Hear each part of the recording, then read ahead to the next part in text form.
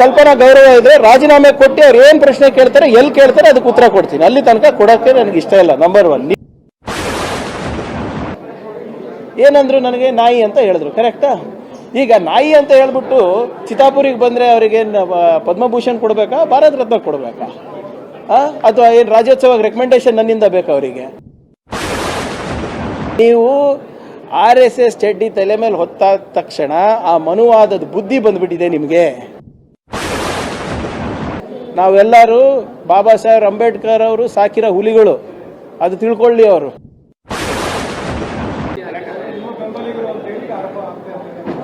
ಅವ್ರದ್ದು ಸ್ಟೇಟ್ಮೆಂಟ್ ನೋಡಿದೆ ನಾನು.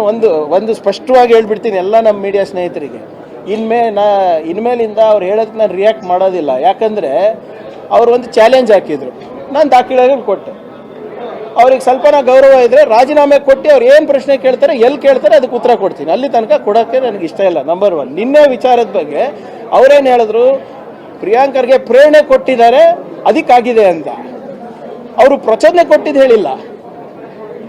ಏನಂದ್ರು ನನಗೆ ನಾಯಿ ಅಂತ ಹೇಳಿದ್ರು. ಕರೆಕ್ಟಾ?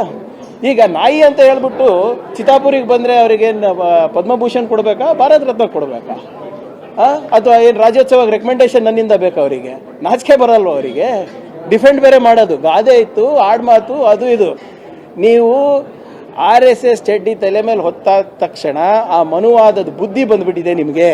ಸಿಂಪಲ್. ನೀವು ನಾಯಿ ಅನ್ನಿ, ನರಿ ಅನ್ನಿ, ನಿಮ್ಗೆ ಎಷ್ಟು ಹಕ್ಕಿದೆ ನನಗೂ ಅಷ್ಟೇ ಹಕ್ಕಿರೋದು. ಸಾಮಾನ್ಯ ಪ್ರಜೆ ಕೂಡ ಇವತ್ತು ಪ್ರಧಾನಮಂತ್ರಿ ಮೋದಿಗೆ ಪ್ರಶ್ನೆ ಮಾಡುವ ಹಕ್ಕಿದೆ, ಅದು ತಿಳ್ಕೊಳ್ಳಿ. ಸಂವಿಧಾನದಲ್ಲಿ ಎಲ್ಲರಿಗೂ ಅವಕಾಶ ಇದೆ.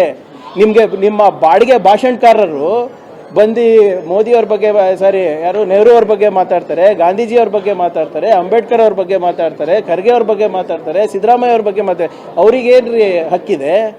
ಒಂದು ಗ್ರಾಮ ಪಂಚಾಯತ್ ಎಲೆಕ್ಷನ್ ಗೆಲ್ಲ ಯೋಗ್ಯತೆ ಇಲ್ಲ ನಿಮ್ಮೆಲ್ಲರಿಗೂ. ನೀವು ಮಾತಾಡ್ಬೋದು, ನಾನು 3 ಸರಿ ಆರ್ಸ್ ಬಂದು ಕ್ಯಾಬಿನೆಟ್ ಮಿನಿಸ್ಟರ್ ಆಗಿ ನಾನು ಮಾತಾಡೋಕ್ಕಾಗಲ್ಲ. Who are you to tell? I am well within my rights. ನೀವು ನಾಯಿಯನ್ನ ಅನ್ಕೊಳ್ಳಿ, ಏನಾದರೂ ಅನ್ಕೊಳ್ಳಿ.